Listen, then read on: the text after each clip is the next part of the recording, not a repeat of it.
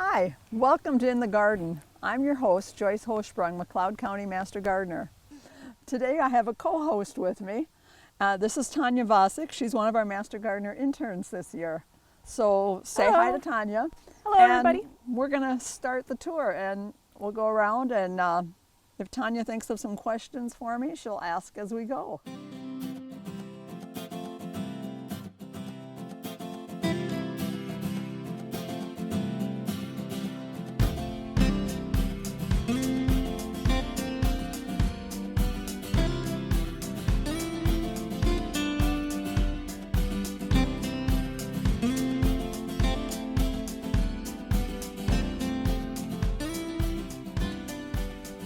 This is Orfeo, which is a TA, which is relatively new on the market. I just put this one in last fall.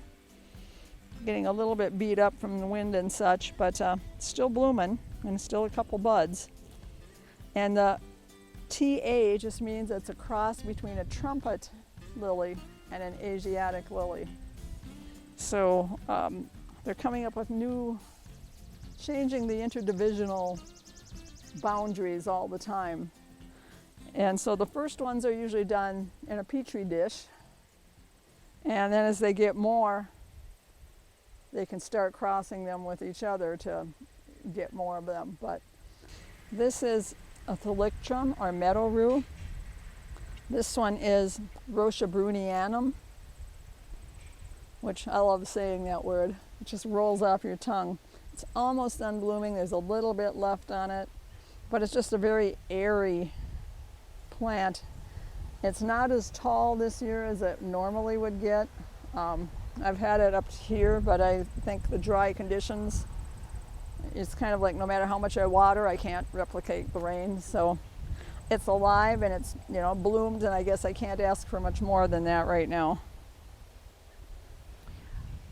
I have a question, Joyce. Yes. How would we trim or make this smaller as an average person? If I felt that this was getting out of hand, how would I trim this? You wouldn't really be able to keep it shorter. You could divide it.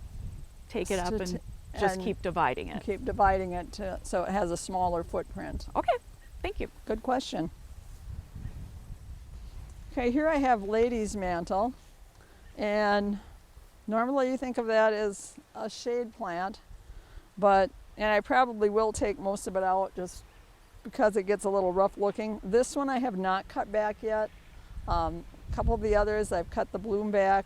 One of them I cut way back because it was encroaching on some other plants, and I thought, okay, we need to give those guys a chance. But this one has not been cut back, and I probably will do it yet. What I'll do is just reach in, follow the bloom stalk down as far down as I can and clip it off. And if there are leaves that look really ratty, like a couple of these, I'll snip those off as well. Here we have, this is one, I love this plant. This is Betony, and this is the variety Humelo. I hope I'm saying it right. It's a German name, so I could have it wrong. But that's got a nice long bloom season. Deadheading won't make it bloom longer, it'll just make it look neater. So when it's almost done. There's still a few blooms coming there, but I'll just go in and snip back the bloom stems just to make it look neater. In here we have Spreading My Wings. And then here we have a biennial, and I know I've probably talked about these before. Sometimes they only get about this tall, sometimes they get this tall. And this is Ipomopsis. And you don't see it during the day, but in the evening if you're out here, the hummingbirds, for some reason, I don't know if it releases more scent or nectar at night or whatever, but the hummingbirds just go nuts over these in the evening. And here we have the small version of one of my favorite perennials. This is Heliopsis. This one is Tuscan Sun. And that's about as high as it gets. And as long as I give it 2 or 3 deadheading sessions during the course of the summer, they start blooming, usually about 2nd to 3rd week of June, and they go till frost. Now, I don't know any other perennial that gives you that much bang for the buck. Will you get some seedlings? Yes, unless you want to clip it back a little. I usually leave it standing, but I do a little deadheading, and it seems that the later blooms, maybe the seed doesn't all mature, so I'll get a few seedlings, but not too many. And I see that Cagalito is an LA lily, as I was talking about. Remember I said they used to be very short? Well, obviously this one is not. When I finish clipping this back, you'll be able to see this one behind it. And this is Conca d'Or. And that's an Orient pet, which is a cross of an oriental lily and a trumpet lily. So, like I said, we used to just have trumpets, orientals, Asiatics, martigons, and species lilies. And then we have butterfly weed. This one is Hello Yellow. I'm not a real big fan of the orange ones, so I sprung for the yellow one. It took me 3 tries to get one where it would survive reliably, because they do not like wet feet, and I have a lot of clay. So putting it up here on this slope seems to do the trick. Even with this, dry conditions, I might occasionally, since it doesn't rain anymore, give it a drink maybe every 2 or 3 weeks, but that's about it. Over here we have Lily Flash Point, which is a shorter Orient pet, and you really see the oriental look to the leaves. Sometimes I've had people ask me why I don't grow orientals, and the short answer is that they're kind of drama queens. They like things just so, otherwise they won't perform. And they don't like clay. They don't like alkaline. They like an acidic soil. So that's 2 strikes against it. And most of them bloom quite late, so that they don't always have enough time to regenerate the bulb, enough growth before frost comes in. But if you like orientals and want to grow them, go for it. Just know that they may not be a real long-lived plant in your garden. Up here we have Thundercat. Whoops, I've got crosses on those. That's why I didn't snap those off. I moved this one last year, so it's kind of short yet. It should get taller by next year. And up here we have Au Naturel. It's got a pretty gold glitter edge and nice ruffling. That's another Paul Owen introduction. So if you see some you like and you're looking for specific hybridizers, you can Google them and find their stuff. Oh, I have to talk about Faber Sabre over here, because that has a huge bloom. It's a little stubborn about setting pods, but I keep trying, thinking, I'll get one of these times. The blooms are so big and kind of blousy, and I like that green eye in there. And this is another Heliopsis. As you can see, this one's a little taller. This is prairie sunburst. The tag has been eaten by the plant, so until I dig it up and divide it, I can't tell you for sure, but it's either prairie sunburst or prairie sunset, something like that. As you can see, the newer blooms have the kind of orangish reddish eye, and then as the blooms age, it fades to yellow. But I like the movement this one gives, and though it's not a real upright plant, it doesn't lay on its neighbors too much. Oh, this one is a lily called Stunning. This is an Asiatic, a later blooming one. It's almost done. There's a couple blooms. It starts out with there's one here or 2 that are still showing the kind of yellow or chartreuse color. And then, like most of them, they kind of, as they age, they fade. So over here we have down the aisle. This is one that's considered a near white. I see more yellow, and when I take a picture, my camera sees more yellow, but this is a Jamie Gossard introduction. He's another very big hybridizer. I have a few of his. he's a little further south, and sometimes the southern bred daylilies don't do quite as well up here. He's in Ohio, which in Ohio they think is north, but I'm going, no, you don't know north. That's not north. So, but I still like that one. And we have another toothy one over here called Totally Toothy. What else? And back here is a Canadian hybridizer. This one is Nellie McCurley. Luckily, other people have paid the phytosanitary certificate cost to bring in some of his daylilies, and I've purchased them from those sellers. But that's a good bloomer.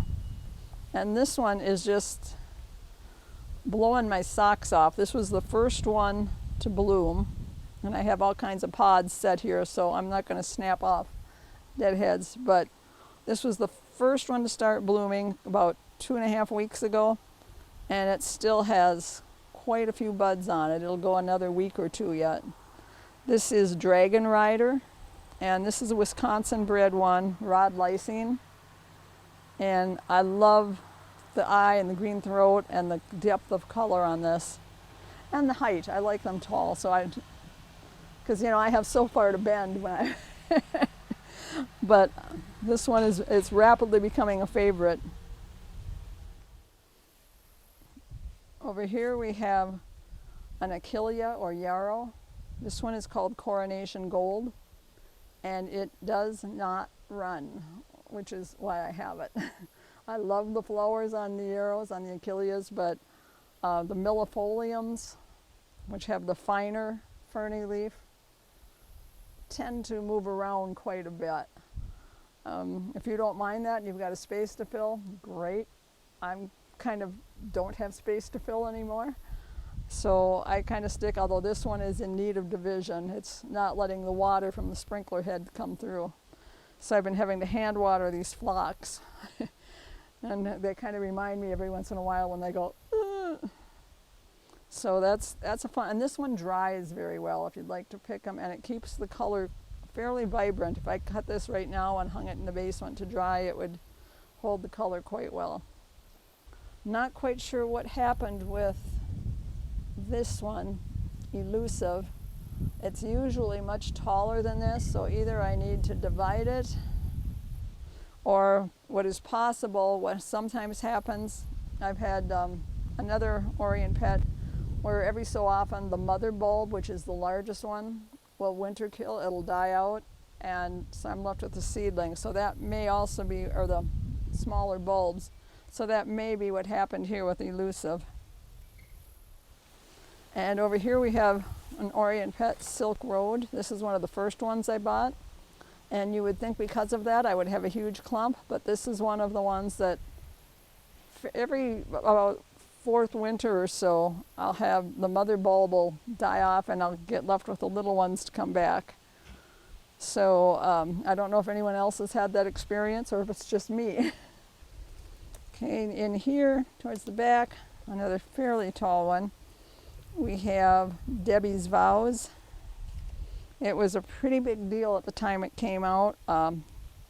This is kind of called polychrome, where you've got the yellow and the pink, and the ruffled edges. It was now it's pretty common. At the time it came out, it was not so common. So, and it's got a little bit of the glitter edge on it. Almost forgot about Long Lesson Show Off here. That's a Maine bred one. The gal is now retired, but I think this might be one of her best daylilies that she bred. It's just a blooming machine, and it will very often throw, and rebloom is relative, especially in Minnesota. If you live south of Zone 5, a lot of daylilies will rebloom for you. Here in Minnesota, it's a little bit tougher. We have a shorter growing season. But this one will often throw at least 2 or 3 rebloom scapes. All right, this is Cold Steel. And again, you know I like the tall ones, and this is, and it's got nice branching, nice bud count. So that's why it made it in. I'm less about the color than I am about the branching and the bud count when I look for a little daylily. Forza Red. That's another LA. Almost done, but not quite. Forza Red, and I'll have to get around there because I can't remember which white one that is. And down this is one of the few, remember I talked about diploids? This is Tralita, and I keep it just because I like the color on this one. It doesn't have a really great bud count, but it still will, it's sending up, I should call it maybe an extended bloom. It sends up scapes. You can see these are younger scapes than the ones that are blooming, so it still has a fairly long season of bloom. So sometimes it'll send up more than one scape from a fan. So those are other things to watch for. This is another one by the same breeder as Sugar Plum Taffy, Melanie Mason, out in Maine. And another one with a nice bud count. It's not a super exciting bloom, but it's just a nice performer. Another white, and I believe this is an Orient Pet. Oh well, we'll just have to enjoy it as a pretty white one. I'm sure the tag is there, and when I dig it and divide it, I'll find it. But this one is just coming into bloom, this phlox. It's got nice big florets. This is Laura. So the heads aren't as big as some like David, but I love the color with that white kind of curlicue in there. And then all around me is a plant. This is Potentia, not the shrub, although it can almost get shrub-like proportions, but it dies back to the ground. And it's coming into bloom now, and it will bloom like this almost until frost. And I will do a fair amount of cutting back and deadheading, just whacking back at the end, because I don't want 10,000 of them. I already have more than enough. They're easy to move when they're small, not so easy when they're big. You have to do a little more digging, so keep that in mind if you plant these. Back here we have Phlox Nikki, that pink, nice, fairly tall one. I have to keep whacking back Clematis, Mrs. Robert Bryden, because it keeps wanting to take over. So I keep cutting it back just to keep these things from being overwhelmed. And we have this white one is David, just coming into bloom here. This is Hoary Vervain. I like it better in drier locations. It doesn't get quite so big, but I do water this bed. And this was one that the pollinators love it. And it is a prolific reseeder if you don't deadhead. So what I will do is, as soon as we finish up a bloom spike, or most of them, I'll go through and just snip it back, and then it'll send up some more blooms. It'll just be a little bit shorter. So this is one, if you want to do a pollinator bed or a native bed, you might want to look for this one at your native plant places. This is Trumpet Lily Passion Moon. It's almost done here. And this is one of those that stays in the trumpet form, so I'm not sure if it's going to stay. I divided it last year and spread it out. And supposedly when the weather is hot, it opens up more. I don't know, maybe Minnesota doesn't get hot enough, I'm not sure, but it's pretty, but I kind of like to be able to see it. So, and I know the shortness is in part due to being divided, so it's, but, and we have just a couple blooms left on Eros. That's an Asiatic. It's called the Turk's Cap Lily because of the way the petals fold back. And that one's almost done, but you can see it was, I've clipped off some of those just to take a little weight off of it, but you can see that each of these had blooms on it, so it has a fairly long season of bloom. But this one has an interesting story. I ordered from a gentleman in Wisconsin last summer some, and when this bloomed, I took a picture of it. I go, well, I don't think this is Return to Narnia. He goes, no, it's not. But I'm looking at it and going, I think I got a good deal, because not only did he then send me Return to Narnia, which isn't blooming quite yet, But I got to keep this one, which is Ebony Plush. I figured out one of his introductions for this year, selling at $50 currently. So I'm like, oh, I can live with that. Because he's like, well, I should also, and I go, no, I'm good. I think I'm good. I've got a new, new introduction. This will do me. But this one is, it's yesterday. I managed to get a picture yesterday that almost showed how dark it was. I had to get my white umbrella out and hold it behind it, and then try to hold my camera and hold the umbrella and get the shot. But I think I'm going to really like this one. Like I said, it was just planted last year, and I've already got 3 scapes here, so, and nice branching and nice bud count, so I can see me using this one for breeding purposes. Here we have Angelica gigas. This is a biennial, not quite in bloom yet. Looks like it's going to be any time. And I know I've showed it to you in bloom on some of the shows, and you can kind of get a look at this. We'll get a close-up later, and it does look like an alien giving birth to something. So it's kind of this weird-looking thing, but it's a fun one. This is one of my seedlings. I couldn't tell you the cross anymore, but it has a garden name of Mango Sunrise. Person who named it got a division, a couple fans of it to keep. And I haven't registered it yet. I'm still waiting for that really special one to register. I'm getting closer, I think. Okay, I'm going to trip over my sulky. This is Wall of Fire. This is another Carol Emmerich introduction, and I think if you look at the whole clump of it, you can see it's very well named, I think. So, beautiful one. And it tends to, when I use it for breeding, it tends to give this nice ruffled edge to the babies. We have an Orchid for Mother is opening up today. I missed the first bloom on it, but this was just planted last year, so it's a fairly new one. And here we have the white swamp milkweed. Doesn't seem to be quite as prolific a reseeder. I'd actually welcome a few more of the white one, but for some reason, I don't know quite why. Maybe it's the mulch in this area the seedlings don't take. I'm not sure, and we also have the back here, the phlox. That's the Flame series, the purple eye again, with the white eye.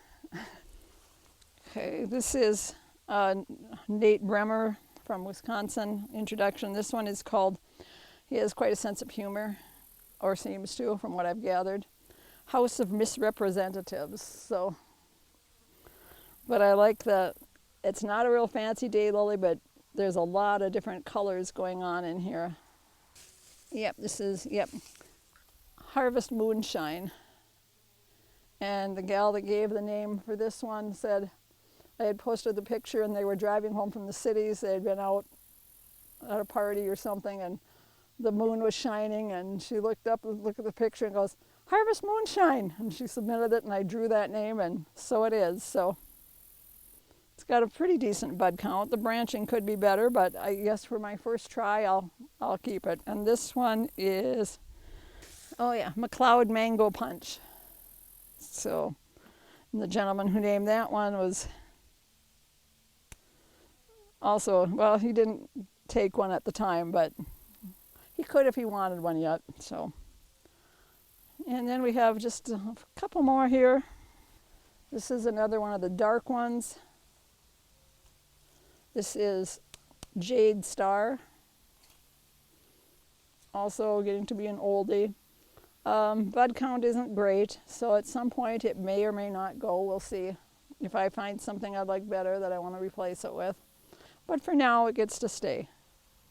And then over there, I believe that one is Scattered Through Time. Whoops, stepping on my poppies. Yes. And it's just a pretty, nice, it's nothing real flashy, but not bad. But the ironweed is starting to bloom. I've only had this a few years, and you can see it's made a pretty sizable clump. This is another wildflower. I love that purple shade. I did get a few seedlings this year for the first time, I think 3 or 4, which wasn't too bad. And like I said, I absolutely love the color on it. So this is another Nate Bremer out of Wisconsin daylily.